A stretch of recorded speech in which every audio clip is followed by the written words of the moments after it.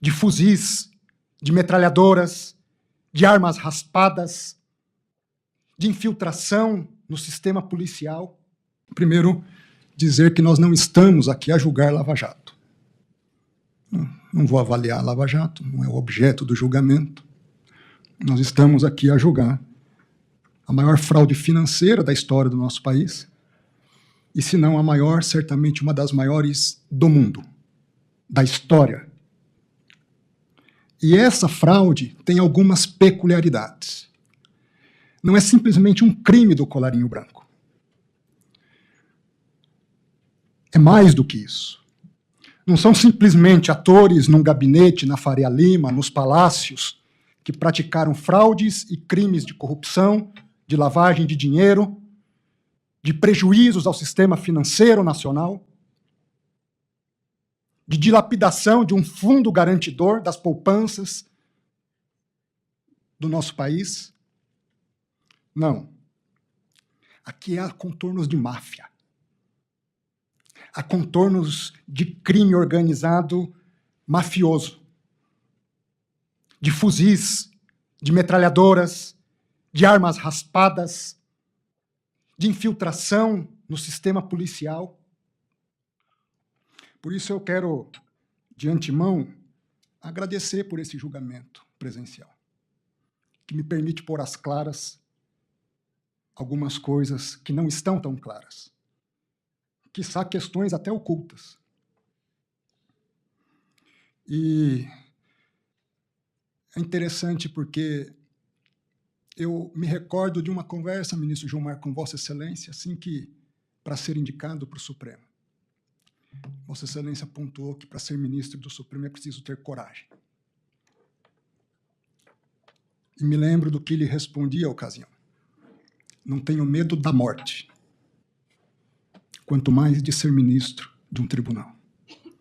Não tenho medo de combater o crime, aplicando a lei. Não tenho medo de absolver quem é inocente. Não ajo por pressões de mídia e nem busco a mídia.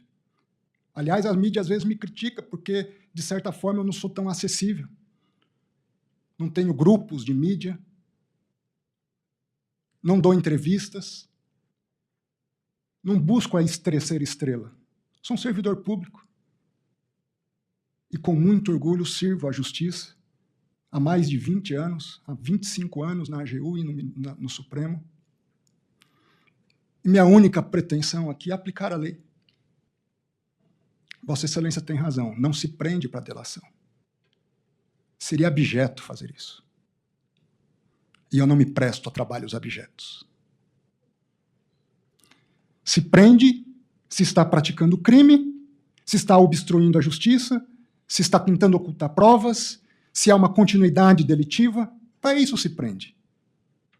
Eu levei 4 anos no Supremo para decretar a primeira prisão. Não tenho prazer em prisão. Ao contrário, tenho pesar. É difícil decretar uma prisão. Para quem quer o bem do ser humano, para quem ainda acredita no ser humano, porque, de certa forma, é uma falência da humanidade em casos específicos. Mas esse caso se reveste de singularidades.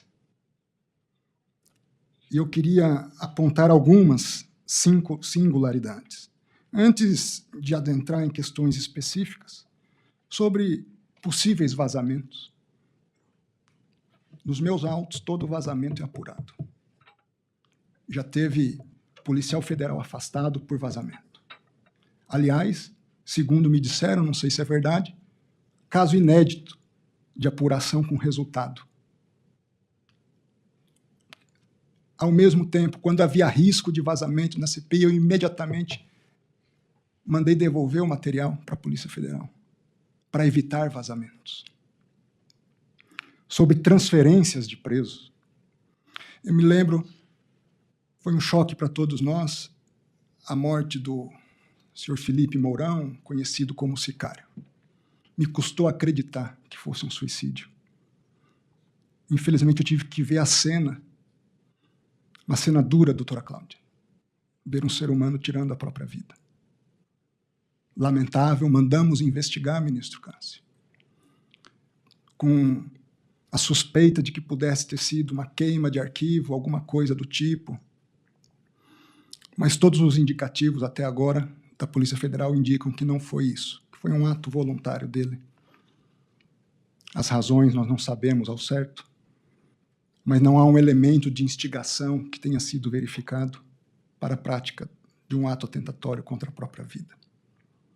Naquele momento, a Polícia Federal, muito preocupada, entra em contato com o meu gabinete, comigo. Como nós não sabíamos, o que se sabia, ministro Cássio, é que havia envolvimento de um crime organizado pesado, uma turma com sicário, com policiais federais infiltrados na organização criminosa, com um grupo de hackers, ainda todos desconhecidos. Era com o risco da integridade física de Daniel Vorcaro. E num ato momentâneo, a Polícia Federal pede para que ele vá para um presídio federal, porque não se sabia a penetração desse crime organizado todo. Às vezes é uma comida envenenada, às vezes é uma água, e se apaga uma pessoa, ou se apaga um arquivo. Tomei a decisão única e exclusivamente para preservá-lo naquele momento. Uma decisão dura, mandar para o presídio federal. Tomo a decisão, chamo os advogados e digo o seguinte para os advogados. Diante do quadro atual, se os senhores têm segurança da integridade física do cliente dos senhores, em um outro local eu transfiro. Os próprios advogados, nós não temos também, ministro. Então, assim que nós tivermos melhor esclarecimento das coisas, na primeira oportunidade eu devolvo ele para um sistema menos rígido. Foi por isso que ele foi para lá, ministro Gilmar. Para preservar uma vida humana, por mais duro que fosse. Não foi por outra razão. E tive a deferência com a defesa de expor isso. Mas nem a defesa se sentiu tranquila de que em outro local o cliente deles estivesse seguro. Sobre os documentos que chegaram há pouco. Estavam em outra PET. Agora, foram juntados há 10 dias atrás. Eu mesmo não tinha me detido sobre eles. Agora, eu fiquei sabendo hoje, por volta de 9, 10 da manhã, do processo. Imediatamente eu dei ciência a todos. Não sabia. Essa foi a única e exclusiva razão. Agora, é verdade, nós votamos para a história. Quem é a turma? Página 5 da representação da Polícia Federal. Liderada por Daniel Vorcaro, tinha um sicário, alguns policiais federais, nem todos descobertos ainda. Ainda se investiga outros policiais federais. Havia, nessa turma, empresários do jogo do bicho. Era uma mistura de milícia da Polícia Federal, dentro da Polícia Federal, com um crime organizado no Rio de Janeiro. Há uma série de figurinhas desconhecidas aqui. Eu não sei. Talvez seja muito simples hoje acabar com a investigação. Basta alguns desses desconhecidos, talvez atentar contra a integridade física do relator. É disso que nós estamos tratando. Eu não sei. Eu sei que hoje, para parar do jeito que está, o polo mais frágil sou eu. Mas, como eu disse, é preciso ter coragem.